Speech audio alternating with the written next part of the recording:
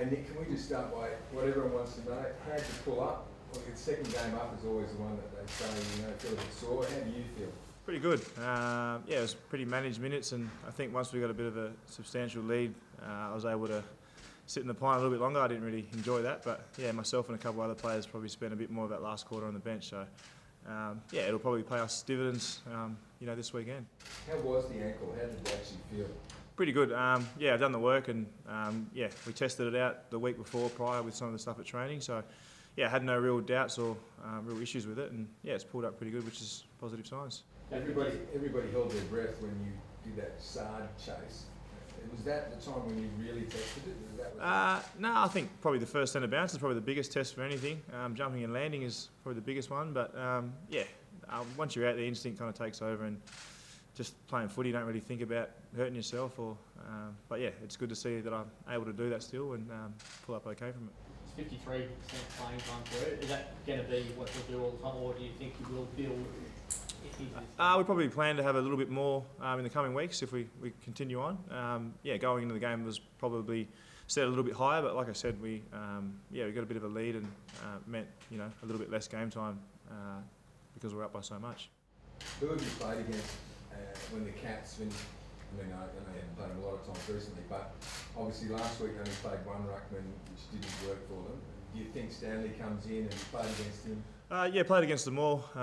They've all, they're all respected in their own right. So Stanley's a good ruckman and the ability to go forward as well if he comes back in the side. Blitzarves as well, can hold his own. He's rucked early days, but has moved down back in recent years. So I got him and young Asava as well up forward who comes in the ruck. So it's exciting. They've obviously got a very talented midfield as well. So it's going to be a big challenge for us.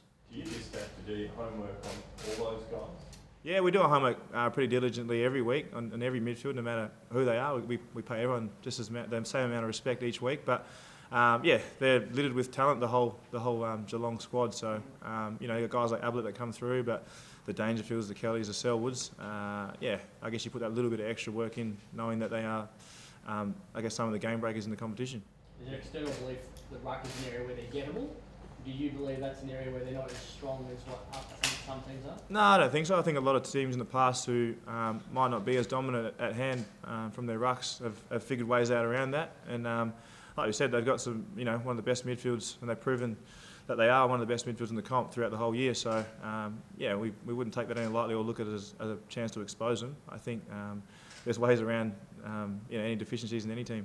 Do you think they'll roll to you? Do you think we'll see Dangerfield and Ablett and that, so we're looking to see where you're hitting the ball? I'm not too sure. Maybe at times, myself and Hickey, if we do get on top a little bit. But I think their rucks are pretty good rucks as well.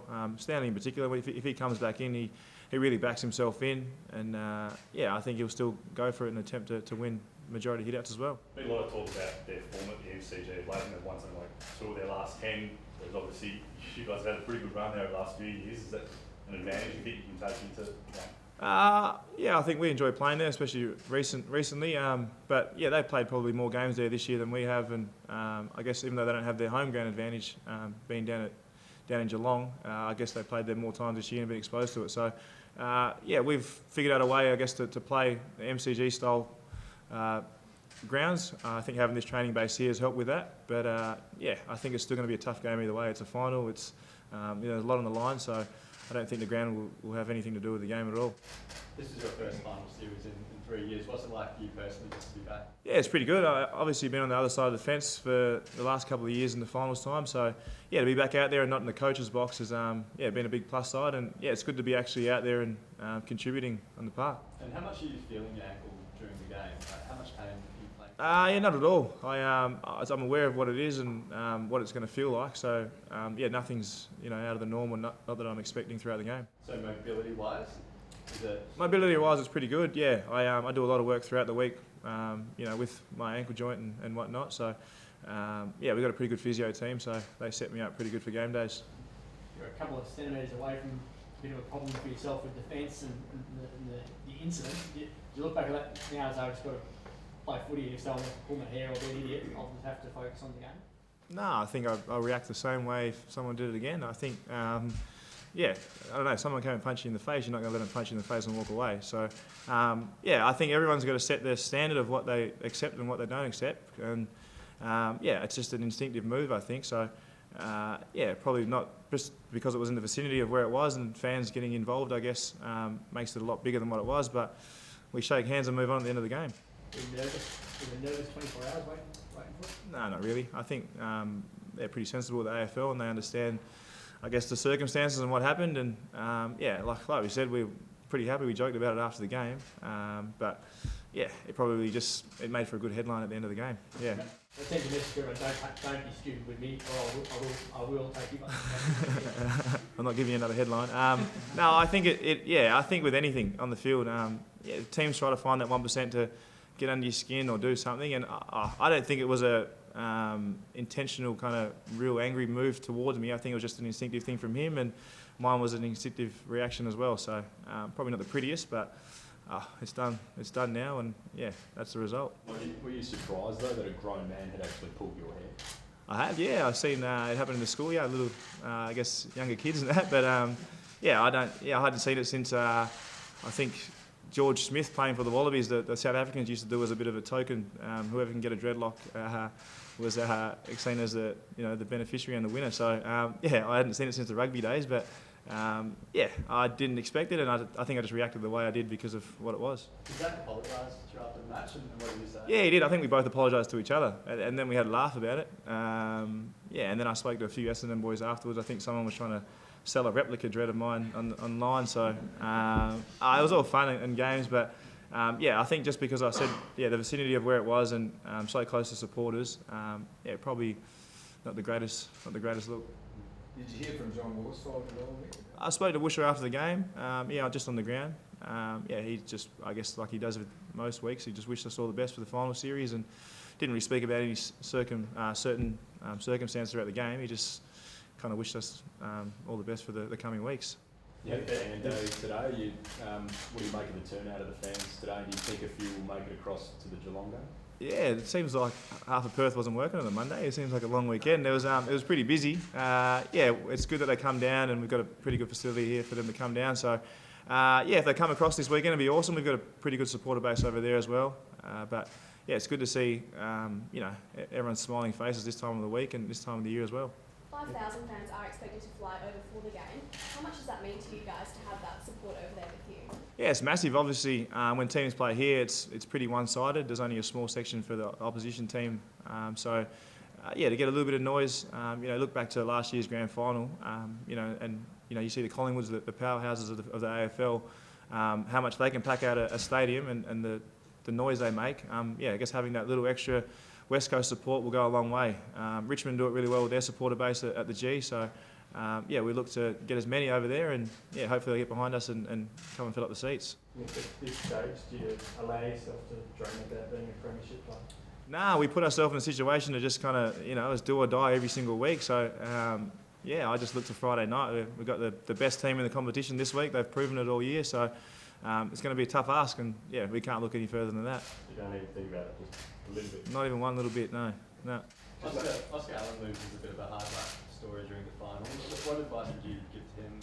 Oh, I think there's a lot of hard luck with any player, with any team, with players.